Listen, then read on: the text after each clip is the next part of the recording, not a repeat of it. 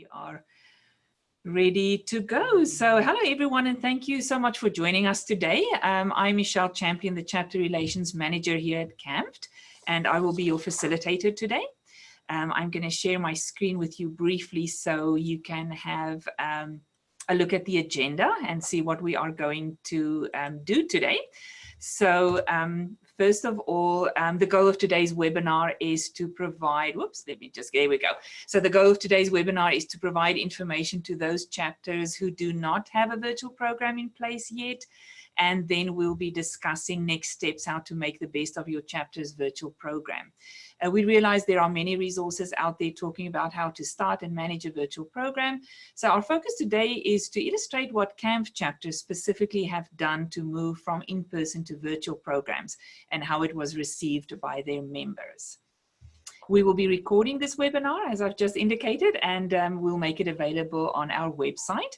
For those of you interested in the handouts and additional resources provided, there will be an opportunity for you to request them on the survey immediately following the webinar. We also welcome questions, so please use the Q&A feature at the top or the bottom of your screen to send the panelists questions. If we do run out of time, we apologize in advance. In that case, we will include the answers in the handouts. It is my pleasure now to introduce our panelists. They're going to tell you a bit about themselves and their involvement in their virtual program before we get started. So from Marin County, I would like to welcome Natalie. Natalie, welcome and thank you for being here today. Thank you for having me, Michele. Good morning, everyone. My name is Natalie Jambazian. I am the president of San Fernando Valley CAMFT chapter. I've taken the initiative to myself to create our monthly membership events virtually myself, and also provided the login information to our board of directors, who also host events themselves. We then send it to our VP of marketing to disseminate to all our members. Thank you, Natalie. And from Sacramento Valley, we have Linita and Amita. Welcome to both of you. Thank you. Good morning, everyone. Yes, my name is Linita Morris, and I am the chapter president for the Sacramento Valley chapter of CAMFT. Welcome. Oh, Amita, you're on mute. If you'd like to unmute. Yeah. Hello, everyone. I'm from Sacramento Valley chapter. I'm the co-program chair for the chapter. So me with my partner, we arrange the programs and arrange the speakers and then make the schedule for the year. So. Wonderful. Welcome. Thank you.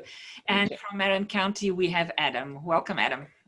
Yeah, hi, good morning. My name is Adam Cohen. I'm the marketing director for the Marin County chapter.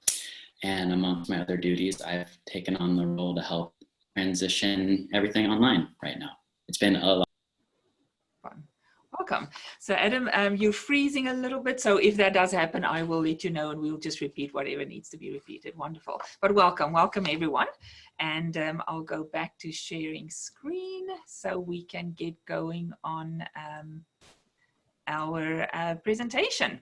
So my first question to our panelists are, and we'll start with Natalie, followed by Linita and Adam. What are the benefits to your chapter of going virtual?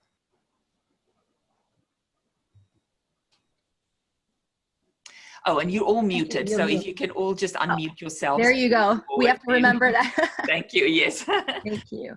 One of the benefits, Michele, to moving virtual is that we continue to stay connected to all our members in the convenience of their own home. The second is that we continue to support and provide educational resources to our community, as well as provide CEUs. You know, we all need the CEUs every year, so we continue to provide what we do normally to all our members and community. Linita? Oh, sorry. Yes, making sure. Similarly, we at SVC CAMFT are doing it as a way to stay connected, to kind of have a sense of community, and to continue to engage our members, initially engage our members to the move to telehealth, and to continue to have our meetups and our community gatherings. Yeah, and I ditto a lot of what Linita and Natalie have shared about their chapters up in Marin. We've had a similar experience. And I'll add too, we've also seen quite an increase in attendance since shifting to virtually, perhaps due in part to this increased need for connection right now, but also increased accessibility. We have a bit of a widespread community, so removing like the travel and other type of scheduling obstacles has perhaps added to just an easier access to our programs. Wonderful. Thank you. Thank you for sharing. This question is for Amita, followed by Natalie and Adam. What virtual platform is your chapter currently using and why? We decided to use Zoom because it's easy to use and accessible. And as a chapter, we also subscribe to the Zoom Pro package. So that gives us more control over security and safely conducting the virtual meetings. Hmm. Similar to what Amita said, we started with Zoom and then we upgraded to Zoom Pro, and it allows you to customize your personal meeting ID. And also we added a webinar function if we decide to take an alternative approach to our virtual meetings. I personally have used Zoom in the past and have been familiar with it. I know it's a popular platform most people have been using, and it's HIPAA compliant. So for that reason, we started using Zoom Pro. Mm-hmm. Wonderful. Yeah, same thing up in Marin. We're using Zoom Pro as well for those reasons. And also, yeah, because it offers the functionality that we've been wanting for the certain programs we're offering. And it seems like a lot of our members are getting gradually more used to Zoom as a whole. And so we just wanted to make it as easy of a transition as possible. Wonderful. Thank you. Thanks for sharing. Once you've established your platform, the next step is to have the right equipment. And as you can all see from the items listed here, that most of these items are easily accessible to all of us. So easy to start a program. Now let's talk about events. My next question to the panel is, what events is your chapter doing virtually, and how many attendees do you have on average per event compared to in-person events? Adam, let's start with you, followed by Natalie and Linita. Sure, yeah. So in Marin, we're hosting all of our board meetings virtually, as well as our monthly Friday 2-hour CE lunchtime workshop series and other monthly workshops and trainings virtually. And we've also just added a weekly Sunday night community circle just to have a space for members just to come in and share how crazy this time is and just join together in community in it. And with that, we've seen about 20 people come each Sunday, which has been really lovely. And at our last week's Friday CE presentation, we saw 60 members come in, which was quite an increase. We usually get about 15 or so come to the in-person Friday meetings, so that was cool. Wonderful. That's incredible, Adam. When this was all unraveling, we realized we were in a crisis, and we decided as a board to move our monthly meeting virtually. It was literally a couple of days before we were having our membership event. Excuse me. And so we moved all of our events virtually. So we have our pre-licensed events, workshops, and for social networking events, we postponed it to August. We also provide a non-clinical support group weekly, which we have about 10 members. We had about 41 members for our last meeting that we moved to virtual. And now this Sunday, we have about 20 plus members registered. Compared to our in-person meetings, our number of attendees did decline a bit. Mm-hmm. Awesome. Yes, and for SVC Camp, we immediately went to virtual board meetings, and we also with that saw an increase of board members being available for those meetings. Mm-hmm. And in likeness, we also did a community huddle, and that was to have a space to engage and to kind of have a platform, like I said, a space to discuss COVID-19 and how that's impacting us in the move to telehealth. And with that, we saw members that we don't see at our workshop. So that was an increase there and a sense of community. And then we just had our meetup, which was our first virtual meetup. And again, we saw an increase in that because we didn't have the travel piece of it, and we had more members attend in our in-person meetups. Wonderful, that's great news. And I would like to share on behalf of the LA chapter, they have an event actually at the same time that we had doing our webinar, and Di Wilson provided me with information, and their chapter is quite large as well, about 333 members. And she said the same thing when they started going online and they did their L&E presentations online, they had way more attendees than they had before. So, so that was also very great to know. So thank you, Di, for providing that information. Moving on to the next, my next question is for Amita, followed by Adam and Natalie. How do you decide when to schedule your events? What factors do you need to take into consideration? So for our board meetings and for our meetups, we decided to go with the pre-scheduled time. So to offer the continuity of the events. And for the community huddle event, which was a new event to support the community and basically to provide a space for all of us to come together and share on personal and professional level how COVID-19 is affecting us and what can we do. So that was a new event. So we scheduled it in the evening around 6:30, so many people can attend it, and it was very well received. Yeah, and similar to what Amita was sharing up in Marin, we wanted to keep as much continuity and normalcy as possible for our members, so we're not adjusting the days of the month and the times of the events that members typically expect, just to keep that continuing there. And the weekly community circle we added, we decided to do that on Sunday evening before dinner time at 5 p.m. just as like a wind down from the weekend before Monday begins, just a kind of a cozy time, and it seems to be working out well.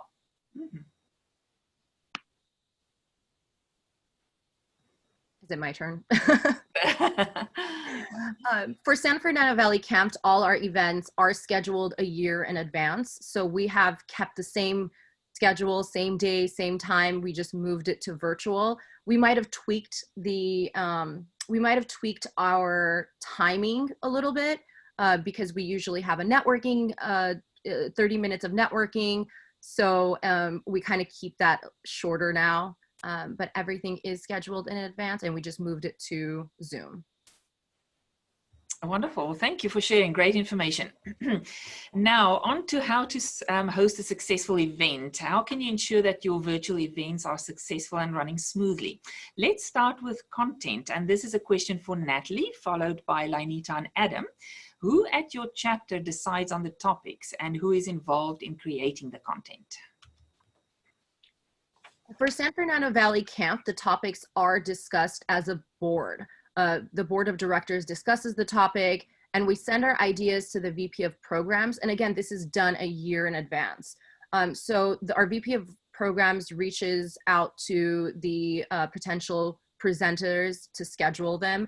The presenters and the events, are decided and voted on, and then we send it to our VP of marketing, who does a wonderful job to design and create the content of it. And then she sends it to the presidential posse to create a draft, and then we approve, and then we disseminate to all our members. Mm-hmm. Awesome. And for us, events are scheduled a year in advance. Our programming committee does that. And however, the board also decides on topics, and we actually have had a few polls or surveys to see what our members want and what they need in regards to our workshops. So it's in a collaboration between knowing what our members want and need, and then deciding with the board, and then our programming committee goes out and finds the speakers. That's the schedule.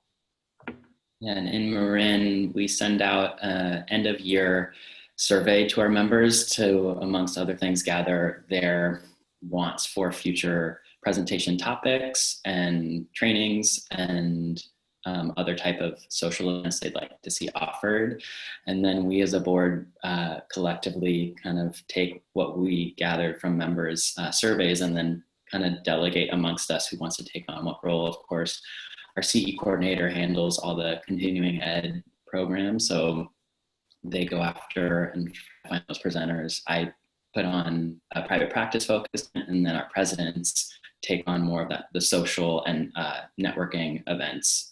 So work together. Wonderful, great. And I want to take this opportunity to remind our attendees, I see we had quite a few join us since, to please use the chat feature to introduce yourself, and then also be sure to send us questions using the Q&A button at the bottom or the top of your screen. Good, so moving on to presenters, where do you find qualified speakers or presenters, and do you plan for rehearsals with your presenters? Amita? Yeah, we do plan a year ahead. All our workshops are planned for the next year, and we start that process in summer generally. So our presenters are the therapists, psychologists, psychiatrists, experts in the field, and sometimes they are our members too. So we're trying to include diverse topics and diverse presenters from different professional and ethnic backgrounds. Currently for the meetups and for the community huddle, me and Linita, we are co-hosting them. So we kind of collaborate on that. And we do, for the rehearsals, for our April, May, and March presenters were not comfortable with the online or virtual presentation. So we did approach them, and some of them were not comfortable. And for some workshops, it was just not possible because the workshop was experiential. So it's like dance and music, integrating that into the therapy, and that we cannot do online. So that's why we had to postpone those workshops. But otherwise, I think when we first started with Zoom, we did do rehearsals. So to get familiar with the features and to see how it works and how we can control all the different aspects of that. So we did some rehearsal on that. At San Fernando Valley, the presenters range from LMFTs, RDNs, LCSWs, psychologists, psychiatrists. We also have a member speaker opportunity twice a year for our members to present on a topic, and we also vote as a board. We don't do rehearsals during in-person meeting, but we have been doing rehearsals just to do a test run with the presenters in advance to make sure everything is running smoothly. And I'm thankful that all our presenters are technologically savvy and they're using Zoom, so it makes my life so much more simpler.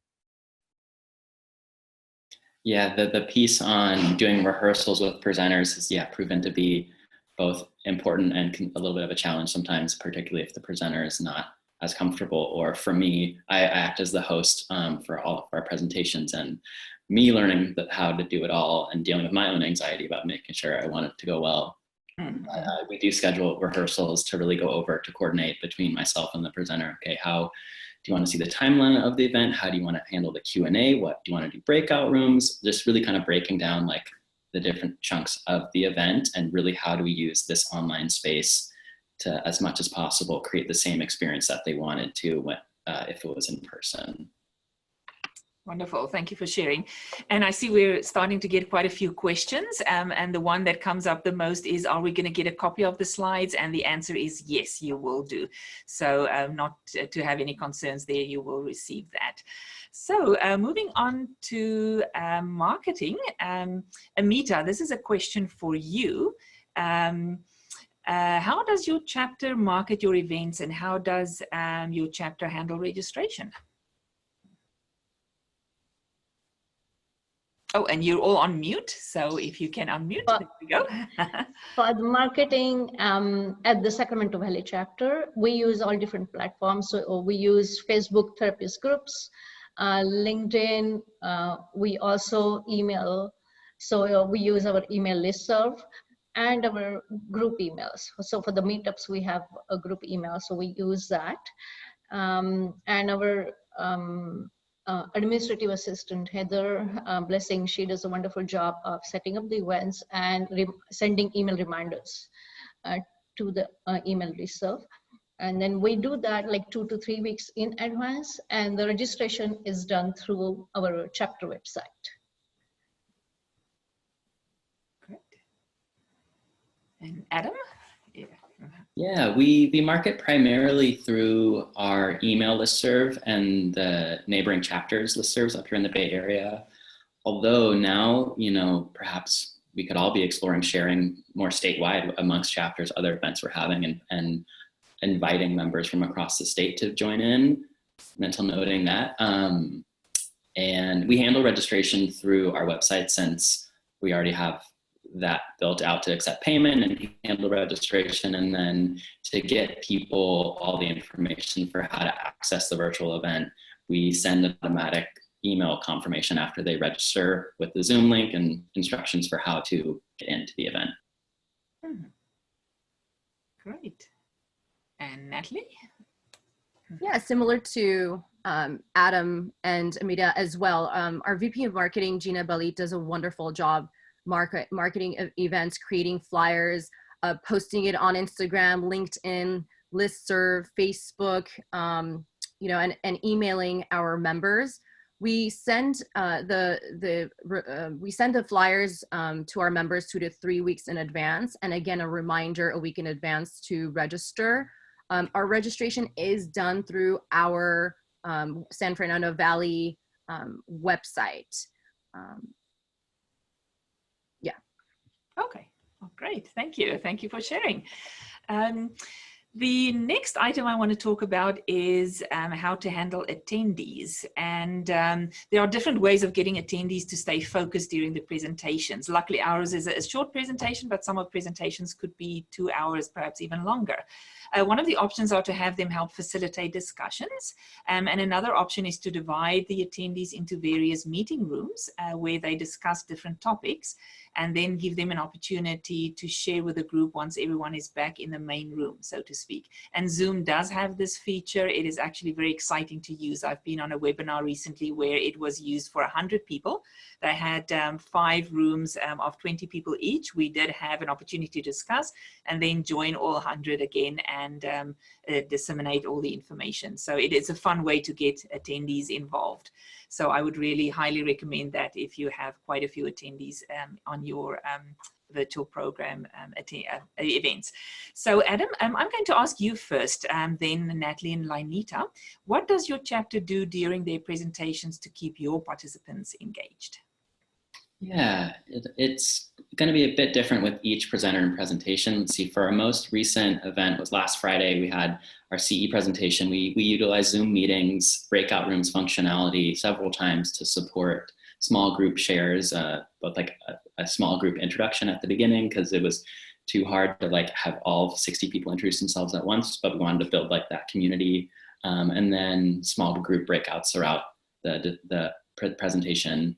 And then we utilize the chat box, kind of similar to how we're doing here, for people to submit whatever their questions might be. And then I had previously worked with the presenter to dial in when we were going to do a Q&A, and then I would just read the question to the presenter, then we would invite the person who asked it to unmute themselves to participate more in a conversation there.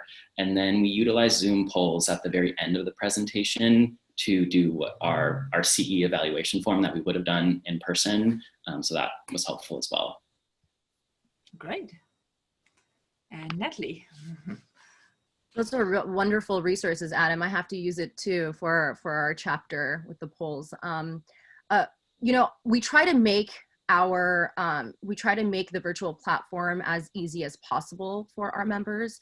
I'm not sure how it is with every other chapters, but you know, I've noticed that our community has a difficult time really understanding how the virtual meetings work.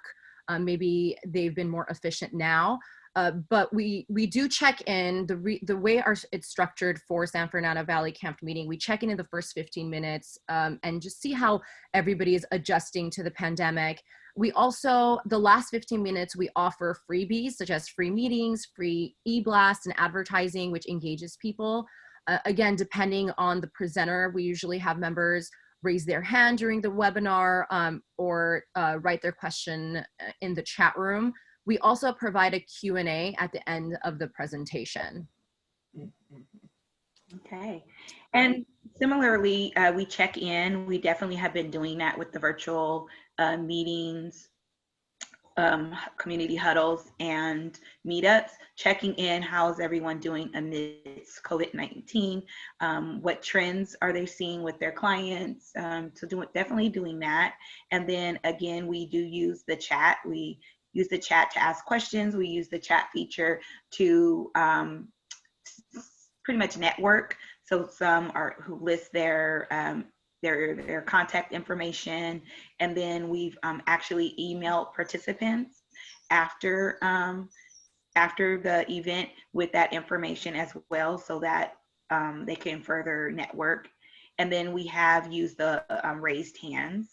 And as Amita noted earlier, we haven't had the opportunity just yet to offer a CEU virtual meeting. So I do appreciate the information that Adam and Natalie shared about using certain tools in Zoom to do that as well. Wonderful, thank you. Great information. Time for more questions. I see a question from Diane. Can we get a copy of the recording? And the answer is yes, it will be posted on our website, on the chapter portion of our website. And then a question from Michael. May we contact any of the presenters for any questions? And presenters, if you want to give me a thumbs up if that's okay with you. Wonderful, great. So that's answered. Okay, moving on to customer support. Linita, when you are hosting a meeting or a webinar, who else is on the call with you to provide you with customer support to ensure the broadcast is running smoothly? And how do you handle security? Oh, great question. Currently, our administrator assistant, Heather Blessing, has organized, set up the meetings and registration. Amita and I, so far, are the ones that have been co-hosting our community huddle and our meetups. And so she and I have been on the calls. For our board member meeting, it's been pretty much the whole board, but between Heather Blessing, again, our admin assistant, and myself, who are letting participants in, or members in as such. And initially, our very first board meeting, we didn't have, I don't believe we had a password, but since then, with the whole kind of hacking of Zoom, we have implemented the password, but then now it's a default setting now for Zoom. So we require participants to register, and then we have the waiting room, and we let participants in that way. And then most recently with our meetup, we did ask participants to at least initially introduce themselves and show their face, because we had about 20 participants. So we had enough time to do that, just so we can initially see them, and then they could go back to turning off their video. And Adam. Yeah, for Marin events, I've been the host to coordinate the audience support if needed, working a bit with the presenter at a time to develop a game plan and for their preference on how to manage audience member needs as they perhaps pop up throughout the event. And then for security, similarly, we have a password to enter the meeting, as well as we first send the participants into a waiting room. And then I also have a physical copy of the registration of the registrants. And then I kind of verify names off of my list and then see who's in the waiting room and then admit them in that way. And Natalie. Yeah. So at San Fernando Valley CAMFT, we don't really have a co-host. I'm really in charge, as the president, I'm really in charge of just hosting the meeting. But we do have our board of directors have certain responsibilities, such as taking care of the CEU part, or we also have our VP of membership taking care of the attendees. So each person, during our board meetings, we do a really great job just kind of delegating those responsibilities throughout the Zoom presentation. We don't, we didn't have a password last time, but I think Zoom is doing a really wonderful job making sure the security is better and improving. So just like how Linita said, the passwords are being used now. But I realized with San Fernando Valley CAMFT, it's been difficult for people to kind of, navigate through that. So we do a lot of technical things beforehand, making sure that everybody knows how to use it. So we've been using the password as well. Wonderful, thank you. And I would like to give a shout out to Eric Velasco. He is our senior designer and he's my support today. He's sitting there in the background and answering questions, and thank you for that. And also to Eileen, thank you for being there for me while I was setting up the event and making sure it happened. So yes, we all do need our support. So thank you for that. Moving on to sponsorship, and that is our last item before we get to the Q&A section, is for those of you who are considering sponsorships for your virtual events. There are various ways of providing value to the sponsor. They can be involved through hosting the event, providing the platform, the content, and even handling registration, or they can co-host with you and collaborate on the content, or they can assist with marketing your event to their clients, which could increase your revenue if you were to charge for the events. You can add their logo to the slides or even the host's background. The sponsor can also do a short presentation at the start of the meeting, or alternatively, they can do a presentation at the end of the event with a link that will prompt those attendees interested in hearing more about their product to contact the sponsor. In return, the sponsor will then reach out to only those interested and not to all the attendees. So this is the end of our presentation. Before we move to the Q&A, I want to say thank you. Thank you to our panelists. They've done amazingly.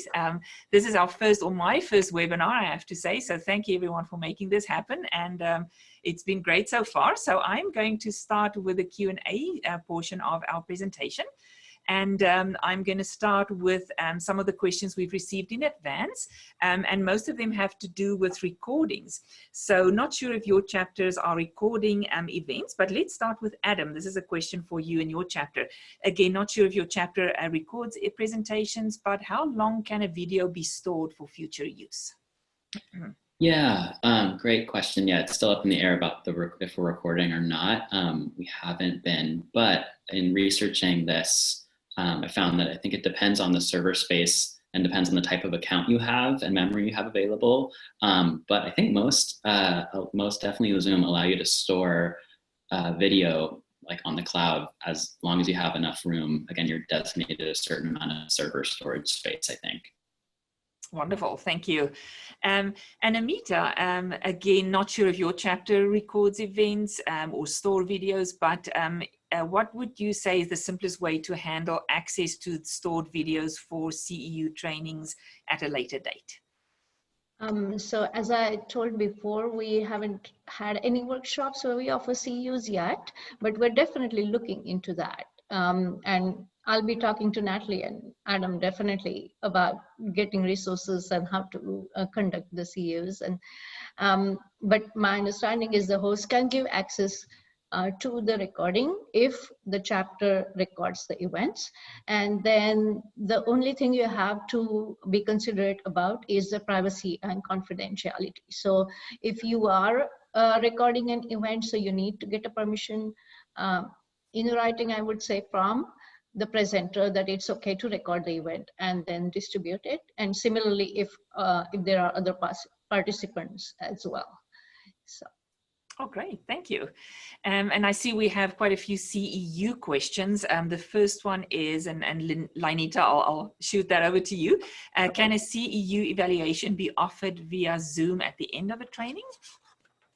Yes, most definitely a CEU survey can be offered at the end of this training. And it sounds like Adam noted that they're actually doing that. And this survey is something that's set up before the webinar, but it also can be edited at any time. But yes, you can definitely do that to get those CEU points. Good. And then this is a question that has come up as well. And this is, Natalie, I'll ask you, how does your chapter ensure users do not share passwords to recorded events? That is, if you were to decide to do recorded events. We haven't done recorded events, at least not on virtual, but for our in-person meeting, when a member does register, we have offered a button, like a check button, to say that it's okay for them to be recorded if, for example, we want to post pictures on social media. But when it comes to virtual meetings, we don't have that option to record, but we do provide our members the presentation slides. I think they are very, that is something that's important for them to have those slides. So we send that out to them. Oh, great. Thank you. And these questions were provided by Artemis Tegan. So Artemis, I hope we have answered your questions. The next question I have is for the panel. And it is from Katie Militello. Could we hear more about Zoom Pro and the webinar function? So if I know, Adam, you're using Zoom Pro, or any of one of you want to talk about just the features of Zoom Pro? Yeah, well, and maybe I also heard in that question, maybe what's the difference between Zoom meetings and Zoom webinar, perhaps? That was something that I discovered too. With the Zoom Pro account, yeah, you can do this webinar add-on or use meetings. There's a big difference, it turns out, not a big difference, but some difference. For example, in Zoom webinars, like we're in a webinar right now, you can't do breakout rooms. You can only do those in Zoom meetings. And so we've been really selective with what type of presentations we use meetings for and webinars for. When we want to have more audience engagement, it seems that meetings are better than webinars. And so that was a learning. I forget the other part of the question, but that's something I wanted to say. Oh, sure. No, that's good. Can I add on to what Adam about Zoom Pro? There's also a financial difference. You know, Zoom Pro is more expensive, and also you have the ability to have more attendees than you do with just regular Zoom. So there's an advantage having the Zoom Pro. Mm-hmm. That's a good point. Thank you, Natalie. And the next question, and I'll open it to whoever would like to answer that. The question is, for a longer presentation of, let's say, 6 hours, and this is a question from Nikki Gabriel, how are you handling a lunch break or any breaks during meetings with the online platform? Don't know who'd like to take that one. I can't answer that because she's our past president at San Fernando Valley CAMFT.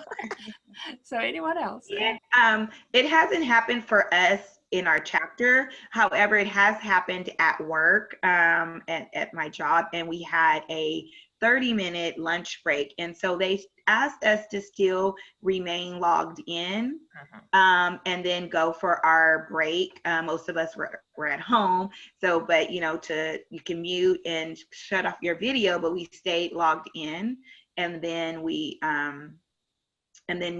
came back to it. So I guess that whole opportunity of saying that they're still logged in is still counting as attendance in that. Yeah. I don't know. Yeah, I'll add to like we did a similar thing as well, and then also before the break, kind of almost in a stickler way, letting people know for CEs to count, they do need to return at a certain time, and that we'll be doing attendance and taking a log of who returns at the right time. Just to really encourage people to make sure they're here for the full CE presentation. Mm-hmm. Oh, great. And just to add on behalf of the LA CAMFT chapter, they did their CEUs a 6-hour presentation. They broke it up into breaks and lunch breaks, and they said it worked really well for them as well. They had people step away from the desktop or the laptops and then had them sign back on at a certain time. So that definitely works well. Great. So our next question is from Jennifer Farley. The question is, do you ever have people get lost or unable to understand how to navigate breakout groups? That is something that I can answer, and the panelists are welcome to join. That is managed by the host. So the host actually puts people into different breakout rooms and decide when people get back into the main room. So unless the host gets lost, the attendee should be fine. Am I correct? Panelists, I think, is that what your experience was as well? Mm-hmm. Yeah, we had that experience. And then at the beginning of our first webinar or presentation, we did like about 5-10 minutes of kind of tech assistance and let people kind of figure out how to mute themselves, take off their video, this, that, and the other. And so kind of get just a little bit of tech customer support at the top. That was helpful. yeah, that'd be a recommendation. That's a good point. Great, wonderful. And then a question from Tara. She says, or question is, can you talk briefly about the logistics of hosting social events like support groups where many attendees may need or want to talk at the same time? Has that been difficult to facilitate? This is a good question. It's a very good question. We had this in our most recent meetup, and at some point I muted everyone. Also because we were getting feedback, I think with everyone unmuted, we were getting feedback from like the sound. And so then I muted everyone and then said, when you're just speaking, can you unmute yourself? So that kind of, we kind of did it that way. Wonderful. Great. And then another question from Jennifer. I'm interested in hearing if chapters are using the webinar function or just setting up a meeting.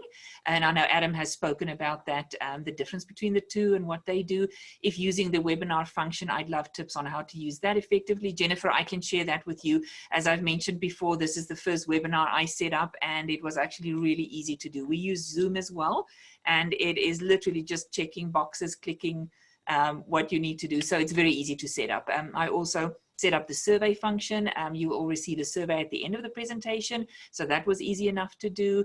And I also see there's a question here about polling. Is it easy enough to set up a poll? I have not done that. I don't know if the panelists have done so. I assume that's as easy as doing the survey. Has any panelists set up a poll yet that you'd like to talk about? I did. Yeah, it was super easy. It's right in the dashboard on Zoom. It's like, do you want to have a poll? Yes, I do. And then you just input in your questions and then the different types of responses you want people to be able to give. You can do single choice answers or multiple choice answers. Wonderful.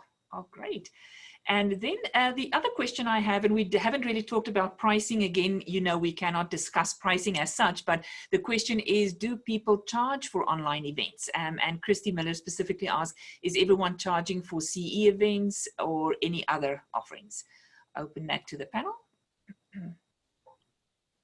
I'll speak for Marin. What we do is for our CE events, for our Friday workshop series, that's free for our members, and then it's a $10 fee for non-members or people from other chapters, just to give a benefit to our members. And then we do charge for more kind of longer traditional workshops and trainings at kind of the same price that we usually would. Yeah, we have not been charging for the meetups, and the community huddle is the support group kind of event, and those are free. So anyone can join, and we don't even require them to have the chapter membership. So it's open to all the mental health professionals.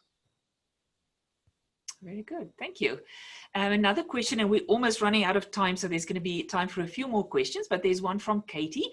She says, is it possible for CAMFT to offer the L&E 6-hour CE program to all chapters? And Katie, the answer is we are in discussion about this, so as soon as we have an answer for you, we will let you all know. But thank you very much for that question. And then Mary Van Riper just made a note here. She said, need to tell the CE participants that Chromebook won't allow participants to take the poll. So that's something interesting to know. So thank you, Mary. Thank you for sharing that. A question from Lara. She says, what do people use for the evaluations and then give certificates? So I know with those of you who have done CEs or would like to do, does anyone want to take this question? What do people use for their evaluations? And then how do they give out certificates? Sure, I can. At San Fernando Valley CAMFT, we create a survey monkey with the similar questions that we need to verify, because as CEUs, we need certain things, right? Certain like questions for it to qualify. So we, we just create a survey monkey. We send it to the attendees who attended our presentation. They fill it out. It's pretty easy. They fill it out, and then our CEU coordinator creates the certificates and emails them. Oh, very good. And Diane, I see you had a similar question. I hope that answered your question as well. And then let's see, I think I've answered most of the questions. If anyone, I see Michael has raised his hand. If you can type in a question for us, Michael. Oh, I see. I've got his question here. When conducting the meeting or webinar, if an attendee invites someone else by giving them the code, they do not have to be let in. There needs to be a moderator to let people into the event. That's what we've talked about. Verifying the attendee with a sign-up list. This may be tedious, however, it keeps non-paying attendees from attending and receiving the CEs for free. Wonderful, Michael. Thank you. I know Adam's group has done that as well, and Linita and Natalie's group as well. So it looks like we are pretty much done with our event today. I really want to say thank you to our panelists for joining me and making this happen. Thank you so much to our attendees as well. It's been great to have you. We had almost 50 people join us today. As I've mentioned before, we will have this available to all of you at the end of the presentation. There will be a survey. Please do complete the survey for us. We would like to know how we've done. And thank you again to Eric in the background and Eileen and Linita, Adam, Natalie, Amita, thank you so much. And we hope you all have a great rest of your day. Thank you so much. Thank you, Michele. Thank you, Michele. Thanks all for, Bye-bye. Bye. Have a good day. Thank you.